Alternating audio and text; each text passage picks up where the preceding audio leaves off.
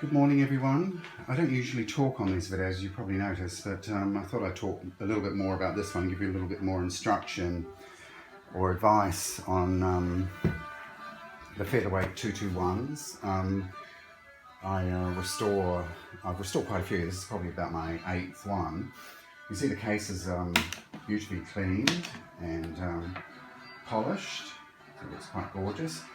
You have to be particularly careful in taking these machines out. The best thing to do is to grab it with your left hand, lift it up a little bit, tip it slightly to the left, protecting the plug here. The plug here at the end is particularly delicate. They're made out of bakelite, and if you knock it on the side of the case, it can chip and damage them. It's not a disaster, but it's ideal that you don't, obviously. Being bakelite, it's quite well, not fragile, but brittle. It can break and shatter. A bit like, think of it like a fine bone china, or something a bit stronger than that, but certainly like that. It has a tray, a red plastic tray. This particular machine dates from the 8th of January 1957, I believe, made in the UK. It comes with its 2 manuals, which is nice to see. It's got the original owner's name on it, which I won't say, but you may be able to read it, but we'll try not to show it on camera. But I've called this particular machine Maddison, based on the original owner's name. So this is the manual for the machine itself. It tells you how to thread it, both the machine and the bobbin, how to wind the bobbin, and also gives you some basic maintenance tips as well. So it's a very handy thing to have, and these very often get lost. You can get replacements, but they're usually reproductions. The other booklet, which is really handy, is the one on the motor. That just gives you basic tips on how to maintain the machine and also the motor itself. Fairly generic. I think just about every single Singer motor machine has one of these motor booklets if you're lucky enough to get them, and they're fairly similar.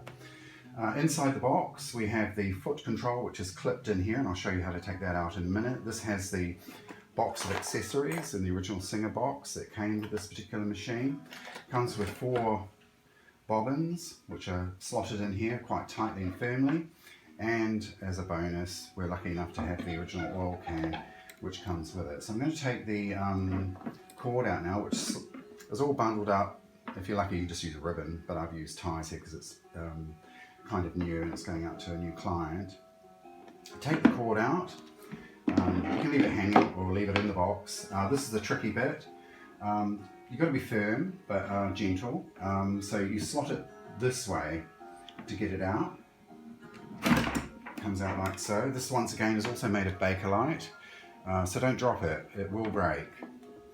So I'm going to put the case to one side. You can see the case is in just lovely condition. It's just really nice.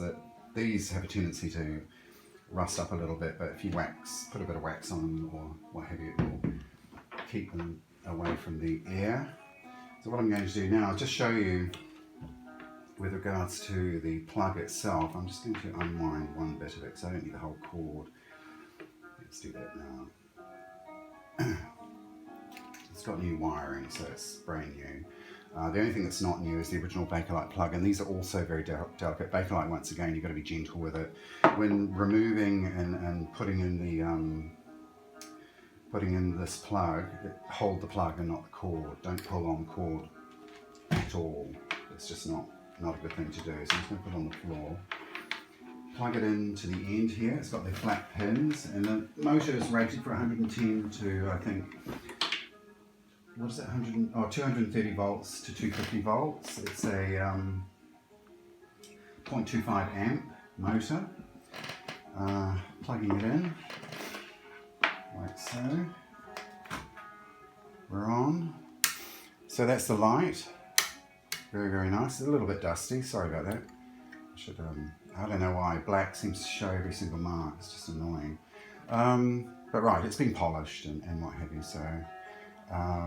This is a good tip. Have a cloth, I've used a microfiber here, a thick felt or medium felt, or a heavy cloth would be really good to have on the bed here. One, it protects the decals if you put something inside the machine, protects that and the actual sewing surface itself. But more importantly, it's got to extend out to here because it's going to protect this flat plane from this knob here, which you have access to the actual machine head.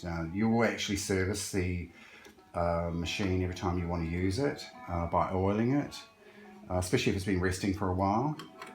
And another tip I would give to you too is if you're going to leave the belt on for any period of time, occasionally turn the handle a little bit. I'll show you in a minute, I'll just get this back on. What you would do is just rotate this a little bit. What you'll find if you leave the machine resting for any period of time, the belt will start to get a memory in it and it'll have a kink where it goes around the small pulley here, and that's a little bit annoying and could affect the efficiency of the machine. So I'm just going to, with the foot up always, if you're going to run it, so if you oil it and you want to run it in, always have the foot up because you don't want to scratch that foot with the feed dogs. I'm just going to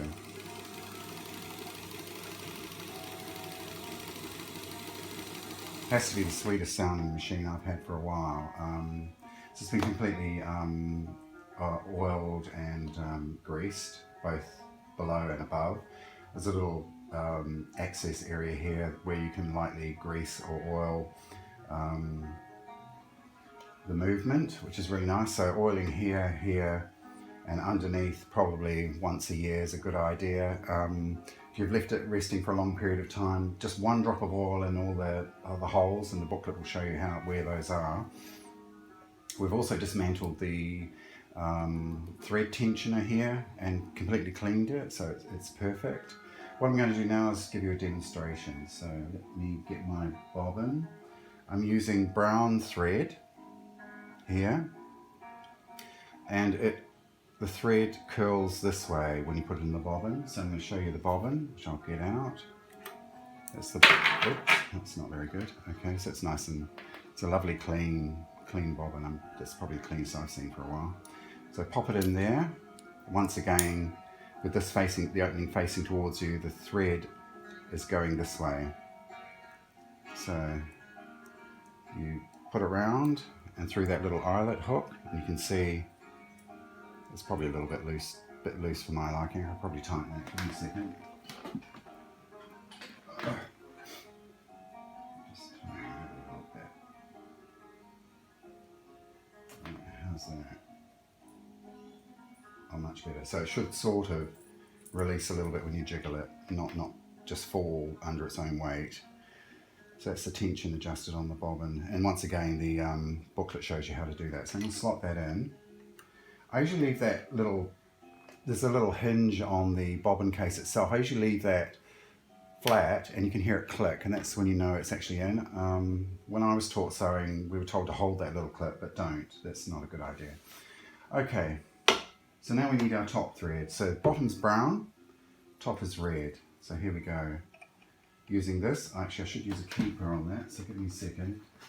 It's a really useful thing to do. You can use a piece of straw, like a drinking straw, as long as it's a stronger one. These you can buy, which I think are ridiculously priced, but I managed to get these with some machines I bought in the past. They're really handy. They stop the bobbin wobbling so much because that little spindle there is quite thin. So under, up, and behind that little square hook again, like that. Now we make sure that the arm itself is at its highest point. That means the needle's also at its highest point. Threading it through and trying to be a bit more coordinated than I usually am. I hate doing these, but anyway, here we go. Right, through the little hook, which you don't need to thread, it's got a little clip there, you just slot it in at the back, slot that big hook there, and there's a little wee one just below the needle clamp. You should put that on as well. Now with everything with this machine, it's a little bit different to other Singers.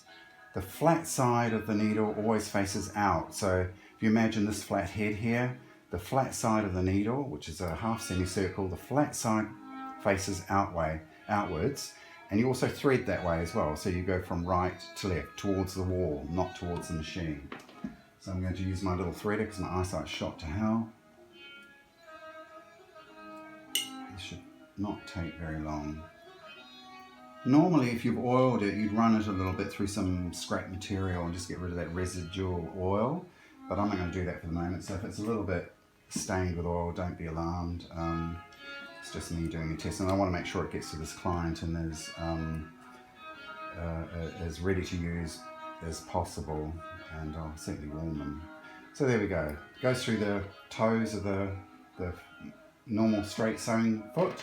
Doesn't do zigzag, just does straight. Goes straight forward and straight back. Key thing to remember with these machines, never ever rotate this wheel away from you, always towards you. You can get away with it with other Singer machines, but not with any featherweight. If you go in this way, which is away from you, it will tangle up your bobbin case and it's a nightmare to clean out. And I don't know how many times I've had to actually do that with these machines when I bought them because people said they don't sew. And in fact they do, they're just jammed. So, demonstrating with some Belgian linen, which is probably in the middle range of your normal fabric that you'd be sewing with. I'm just going to do one fold over and then I'll do two. And I'll just show you how it performs. Let's just see, it's not very straight, but oh no, this is straighter. All right, so we'll fold it over. So it's just double, putting it underneath. A good tip to remember is put your foot down, and it's got a lovely sewing guide here, which is really useful if you're doing straight seams or need to be, if you're like me, not a very, well, I'm kind of straight, but it just is helpful. I don't think I even look at it, I look at the fabric, but it's useful. So what I'm going to do is, I'll do a broad stitch first, so you can see how well that guide slides down there. It's lovely and clean. It took a while to do that. What you do before you sew is make sure that your needle is in a down position. And then away we go. So let's just try that, shall we? I think the tension's on 4, so we should be about right. So I'm just fast and see what sort of control we've got. It's actually quite good. Slow. I'll do a fast later on.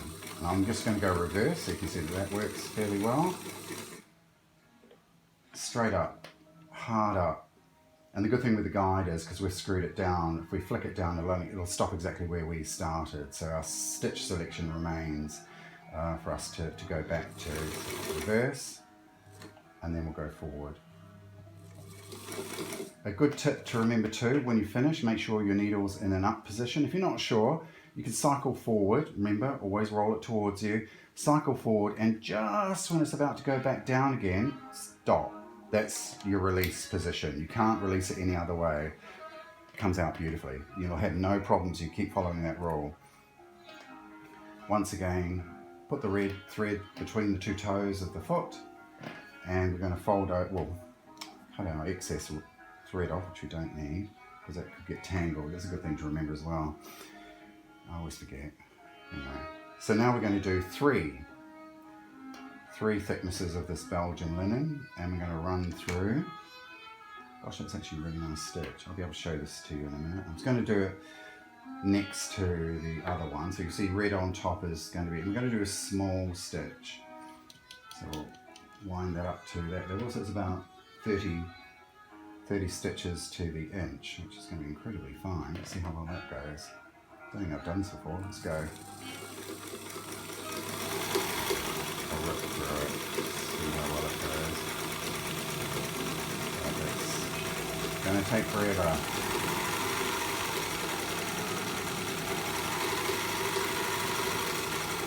I'm a bit bouncy because I've got this on a extension of my table, so it's not the most stable table to have it on, but it's the dining table. We'll have to do. I had a lighting issue earlier and I wanted to get as good a lighting as possible. So, yeah, that's beautiful. Okay. Keep going. And I'll go reverse. Oh, maybe I have to. I'll wind it back. Sorry. I don't like under reversing. I was worried about jamming the damn thing. Here we go. Back down and forward. Beautiful. Once again, doesn't matter what position it's in, roll it forward just as that hook starts to make its way down. Stop. Lift your foot. You know your needle's clear, and your work should just pull out like that. Beautiful. Loving it. These machines are fantastic. I just love them.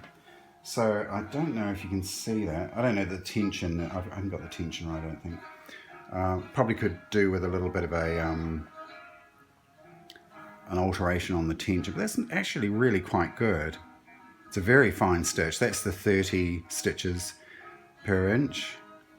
This is my wonky sewing. I'm not terribly straight, am I? But there we go. Looking good.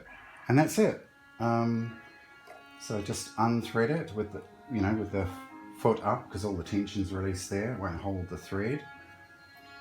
Take your bobbin out. Never leave a bobbin inside the machine. Take it out.